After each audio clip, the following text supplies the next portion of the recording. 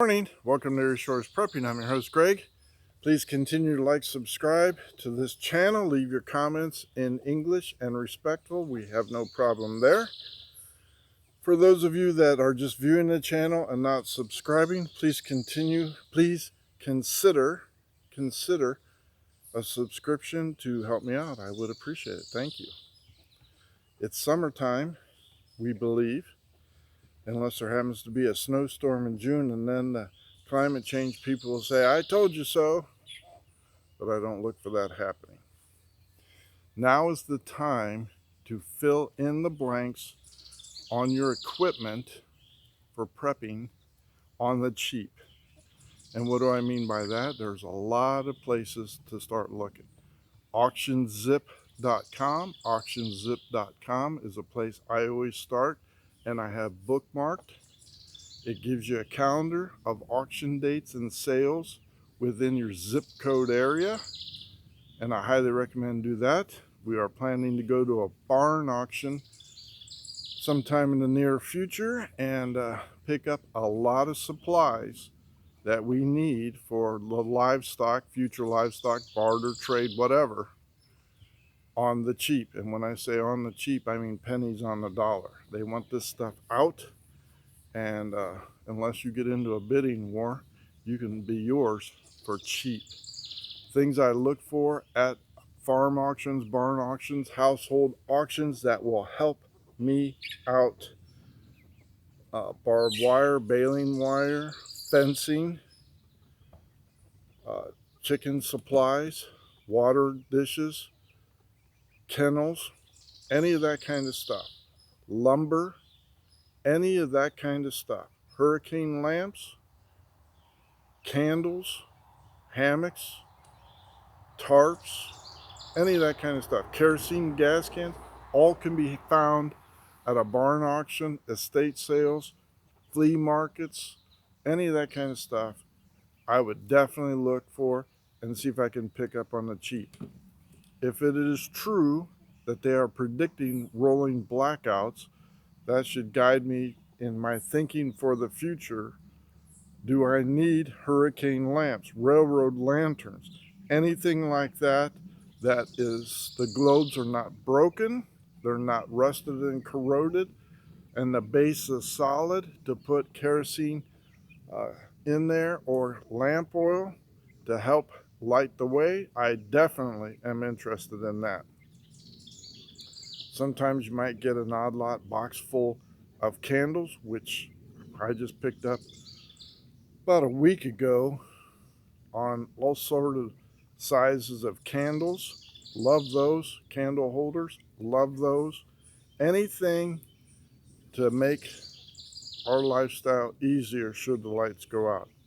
Definitely like that. Linens, definitely like that. Now, if you're interested in starting your own flock of chickens, but you don't know where to start, there's a couple places. Kidron, Ohio has a livestock auction and sales and trades. Sugar Creek, Ohio also has livestock auctions and trades. If you're not sure, Google your area and look for livestock auctions or sales. That's a good place to look. Craigslist is now full of people wanting to get rid of their roosters, their baby chicks, hatching eggs, ducks, all that kind of stuff. So if you want an instant flock of young birds, then I would look for those and get them ready to go. Buyer beware on goats and sheep. Some of them have like a mastitis disease on their milk and udder, so buyer beware on that. If you say, well, I can use a rooster, and you're allowed, be careful on the rooster. Some of them can be very aggressive or unfriendly towards the hens, so know what you're getting and buyer beware on that. So there's some places there you can start building your livestock and your survival food for the future. Yard sales are another fantastic place to look for bicycles. If gasoline continues to get to the price that they want and you can no longer afford to fill her up, consider a bicycle, and you can get some very nice bikes on the cheap at auctions or yard sales. We picked up 2 mountain bikes that were in like brand new condition at a sheriff's auction for 25 bucks. Those mountain bikes, the guy afterwards said, I was hoping I was going to get them for the cheap, and I outbid him. And he said, those bikes are $150 each, brand new. We paid $50 for 2 of them. So be aware of what you're looking for, what your needs are, and fill in the blanks now on the cheap. Now is the time to do it. Also, some of the things to hoard and stock up for future references, such as making a quick buck or a trade. If you have the money, I would definitely buy 30 round magazines, PMags preferably.